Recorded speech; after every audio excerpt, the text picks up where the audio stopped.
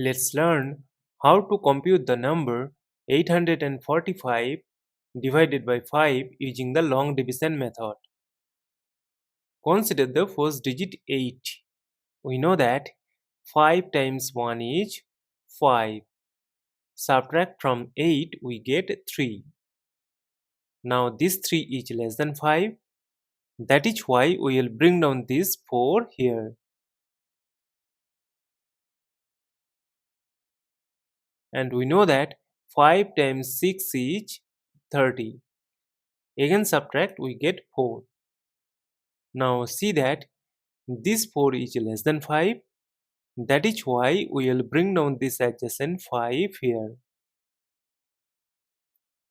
And we know that 5 times 9 is 45. Subtract we get a 0. As we have got the remainder 0, so we will stop. Therefore, 845 divided by 5 is equal to 169. And this is our final answer. Thank you for watching. Please like, share and comment on the video. Also do subscribe the channel.